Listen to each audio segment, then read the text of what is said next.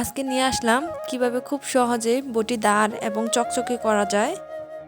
আসসালামু আলাইকুম এভরিওয়ান, আপনারা সবাই কেমন আছেন? আশা করি ভালো আছেন। আল্লাহর অশেষ রহমতে আমরাও ভালো আছি। আমি হাফসা বলছি তাঁতপুর থেকে। বটি দা এবং চকচকে করতে যা যা লাগতেছে সব কিছু এক এক করে আপনাদেরকে দেখিয়ে দিতেছি। আর এখানে কিছুটা সিরিজ কাগজ নিয়ে নিচ্ছি। বাজারে গিয়ে বললেই হবে, এমন একটা সিরিজ কাগজের পেট দিয়ে দিবে। সো আপনারা যেটুকু লাগে ওইটুকু ইউজ করবেন, বাকিটা রেখে দিলে পরবর্তীতে আবার কাজে লাগাতে পারবেন। এই তো প্রথমে দায়ের মধ্যে কিছুটা পানি দিয়ে দিতেছি। পানিটা দিয়ে দাউটা ভালো করে ভিজিয়ে নিতেছি। আর দাউটা দেখেই বুঝতেছেন কতটা মরিচা পড়ছে দায়ের মধ্যে। এখন আমি পেস্ট নিয়ে নিব, আর পেস্ট ভালো করে এভাবে দায়ের মধ্যে দিয়ে দিব। এই পাশটা সেম ভাবে দিয়ে দিব। এখন পুরো দায়ের মধ্যে মেখে রেখে দিব। আমি আসলে আমার হাতে তেমন পরিমাণে সময় ছিল না, তাই সাথে সাথে দেখানোর চেষ্টা করছি। বাট আপনারা এভাবে মেখে 10 মিনিটের মতো রেখে দিবেন, তাহলে মরিচাগুলো কিছুটা হলো হালকা নরম হয়ে যাবে।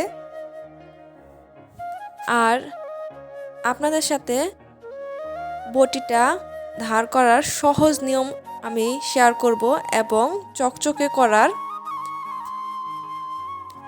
এই পদ্ধতিটা অনুসরণ করে আপনি ঘরে বসে থেকে একেবারে নতুনের মতো ঝকঝকে চকচকে করে ফেলতে পারবেন এবং অনেক বেশি ধারালো করতে পারবেন। এই তো এখন আমি এভাবে ভালো করে ঘষে নিব। এভাবে একটু সময় ধরে ধৈর্য ধরে এভাবে ঘষা মাজা করতে থাকবেন। আস্তে আস্তে দেখবেন অনেকটা সুন্দর হয়ে যায় দাটা। একদম যত পুরনোই মরিচা হোক না কেন, দাটা খুব সহজেই পরিষ্কার হয়ে যাবে। যত পুরনো দা হোক আপনারা ট্রাই করতে পারেন, দেখবেন আপনাদের কাজে একটু হলেও আসবে। আর আমি খুবই সময় ধরে এই কাজটা করছি। শেষ পর্যন্ত দেখবেন, তাহলে বুঝতে পারবেন দাটা কতটা পরিমাণে চকচকে হয়েছে অ্যান্ড দাটা কতটা পরিমাণে ধার হয়েছে। দেখেন মাশাআল্লাহ, এখনই অনেকটা পরিষ্কার হয়ে গেছে। কিছু সময় ধরে ঘষা মাজা করতে করতে এই থিকনেসটা চলে আসছে দায়ের।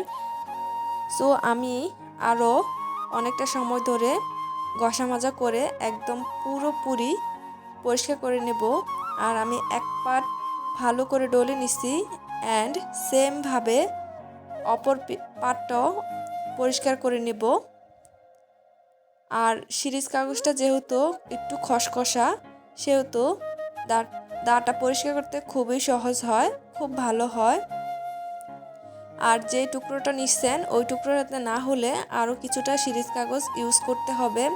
আমার ম্যাক্সিমাম 2 টুকরোর মতো লাগছে, যেহেতু আমার দাটা খুবই পুরনো।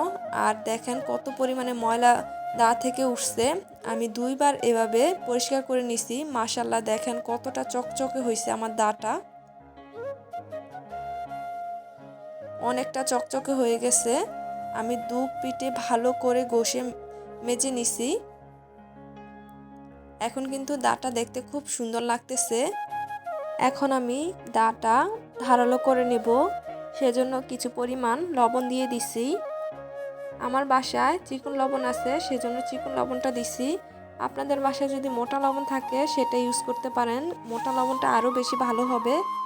আর একটা শক্ত ওষুধের পাতা নিয়ে নিছি, সেটা দিয়ে এখন ভালো করে ঘষে নেব একটু সময় ধরে।